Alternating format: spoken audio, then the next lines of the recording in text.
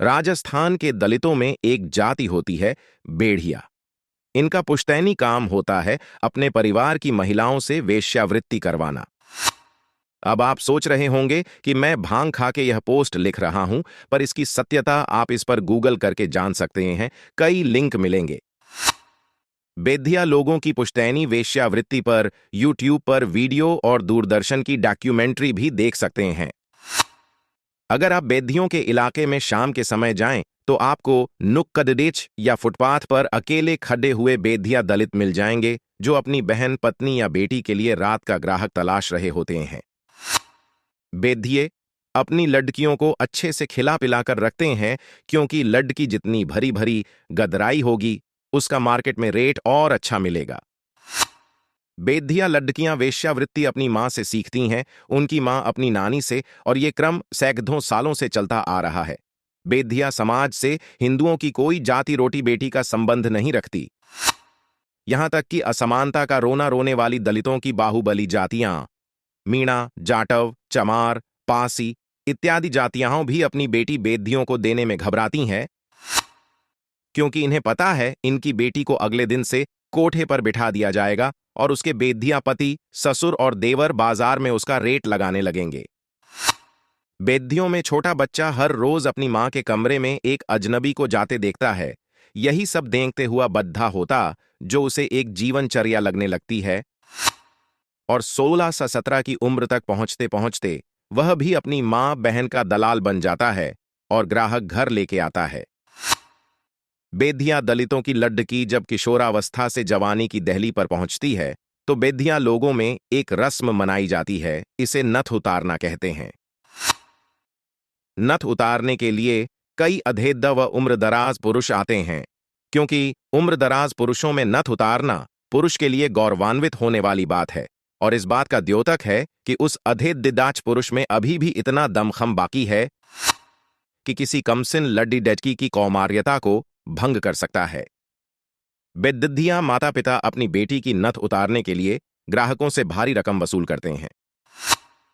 किंवदंतियों के अनुसार जब ताजमहल बन रहा था, तब शाहजहां ने देखा कि कई मजदूर कुछ दिनों बाद काम छोड़ दे कर चले जाते थे, जिससे उसे चिंता हुई कि ताजमहल बनाने का कार्य पूरा कैसे हो पाएगा।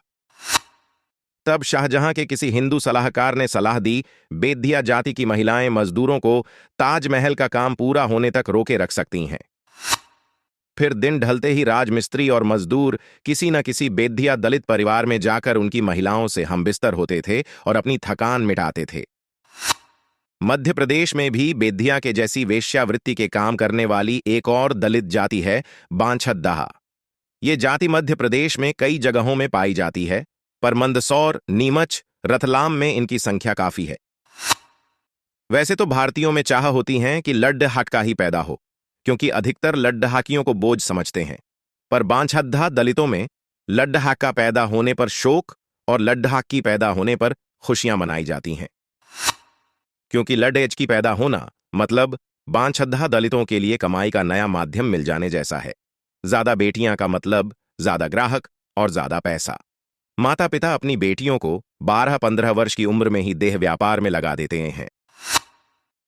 बांछदा लड्ढेचकियों को उनके माता पिता साफ तौर पर निर्देश देकर बद्धा करते हैं कि किसी लड्ढेचके से प्रेम नहीं करेगी, लड्ढेचकों से दोस्ती और संबंध सिर्फ जिस्म बेचने के लिए रखेगी, क्योंकि प्रेम करने का अर्थ हुआ वह शादी करके घर बसा लेगी और कमाई का माध्यम खत्म हो जाएगा। यदि शादी हो भी तो माता पिता 15 से 20 लाख तक का दहेज मांगते हैं, जो कि हर बांछदा युवक के लिए संभव नहीं होता।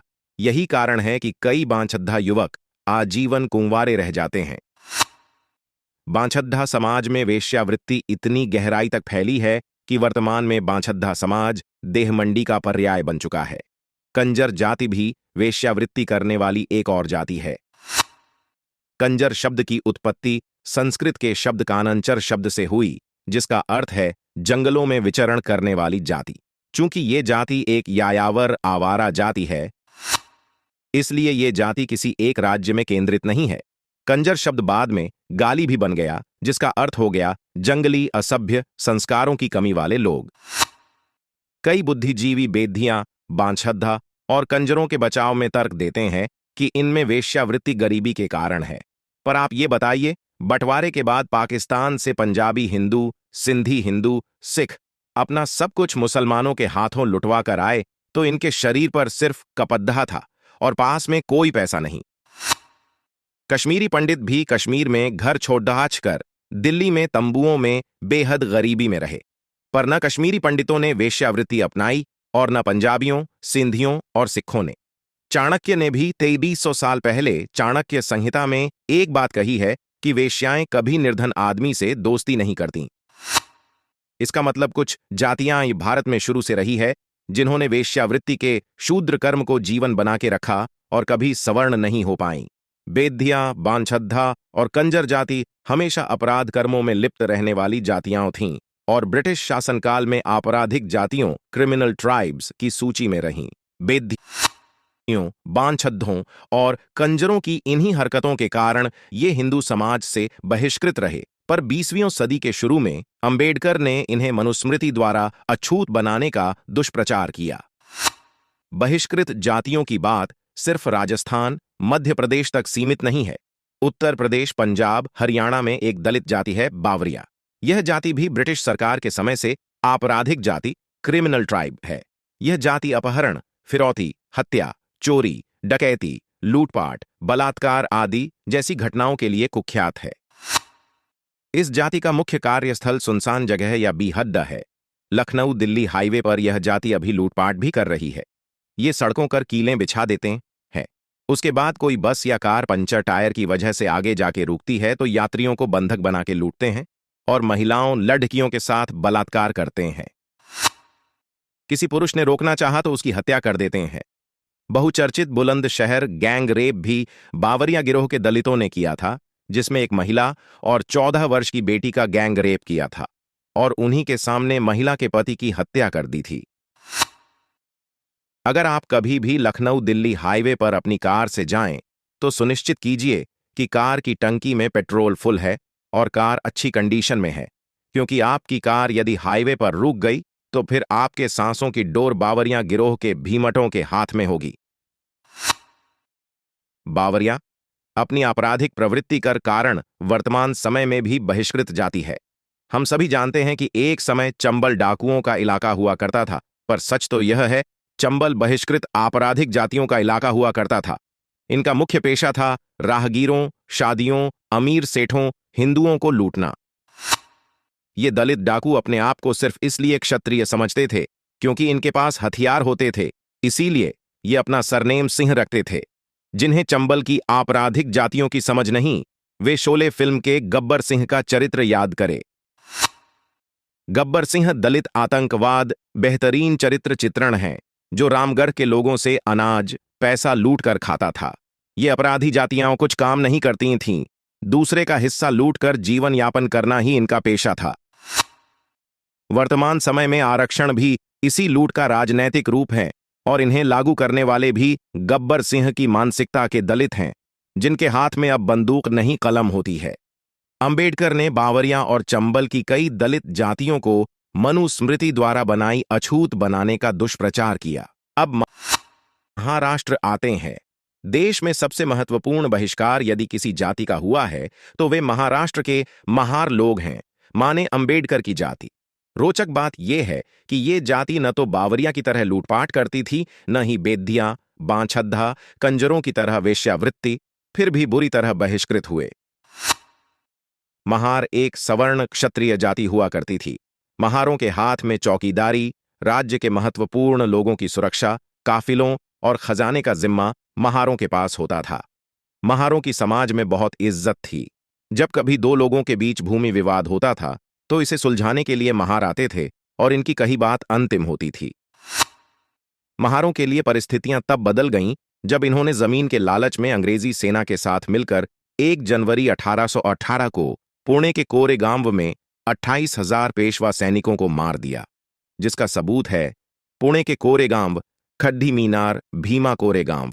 ये मीनार अंग्रेजों ने महारों को इसी युद्ध के बाद खुश होकर भेंट की थी। इसके युद्ध के लिए महारों में कोई पछतावा नहीं, बल्कि पिछले 200 सालों से आज भी हर बरस 1 जनवरी को कई महार वहां उसी युद्ध के लिए शौर्य दिवस मनाने के लिए इकट्ठा होते हैं। इस युद्ध के बाद महारों को सभी मराठी लोगों ने बहिष्कृत कर दिया। दूध वाले ने दूध देने बंद, पुजारी ने मंदिर में घुसना बंद, अध्यापकों ने इन्हें शिक्षा देना बंद कर दिया, लोगों ने कुएं से पानी भरना बंद कर दिया। आज की तारीख में महारों ने अपनी गद्दारी छुपाने के लिए उल्टी गंगा बहानी शुरू कर दी और कहते हैं कि महारों के पेशवा अछूत समझते थे, इसलिए उन्होंने 28,000 पेशवा सैनिक मारे। अगर वे अछूत होते तो क्या राजपुरोहितों के अंगरक्षक बनते?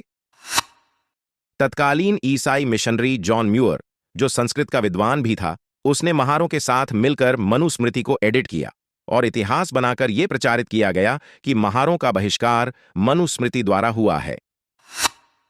1920 में अंबेडकर ने महारों के भीमा कोरेगांव युद्ध में बात छुपाई और अपनी जाति के बहिष्कार का आरोप ब्राह्मणों पर लगा के ब्राह्मण विरोध, एंटी ब्राह्मणिज्म को संस्थागत रूप दिया और इसके बाद दलित आंदोलन ने राजनैतिक रूप लिया।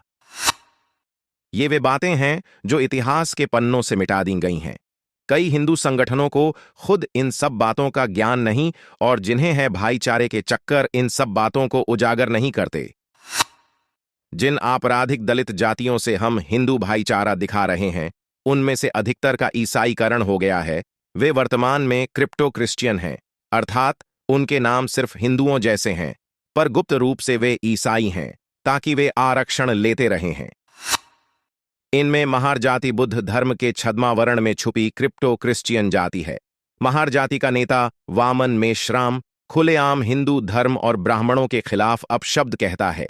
नागपुर के महार जिलाधिकारी विजय मानकर ने खुले मंच पर यहां तक कह दिया कि गीता को कचरे के डिब्बे में फेंक देना चाहिए। इन महार ईसाइयों ने बुद्ध धर्म को सिर्फ बंकर बनाकर इस्तेमाल किया है ताकि वे हिंदू नाम बनाए रखे और हिंदू धर्म पर हमला करते रहे, क्योंकि हिंदू धर्म पर हमला वे ईसाई नामों से नहीं कर सकते। वर्तमान में जितना भी आरक्षण है उसका बीज डालने वाले महार हैं। महारों का कहना है, ब्राह्मण अपनी बेटी दलित को नहीं देता, इसलिए सामाजिक समानता नहीं, इसलिए आरक्षण चाहिए। आप पूछिए, इन महारों से कितने महारों ने अपनी बेटियां बेद्या, बांछद्दा और कंजर जैसे दलितों की दी हैं? अगर नहीं तो फिर आरक्षण किस बात पर हैं, जब सभी अपनी जातियों में शादी करते हैं?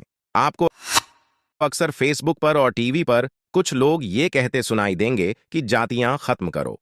हर जाति का यादगार इतिहास रहा है, चाहे ब्राह्मण, यादव, ठाकुर, धोबी, मोची, पासी, खटिक, सबने मेहनत करके समाज में योगदान दिया।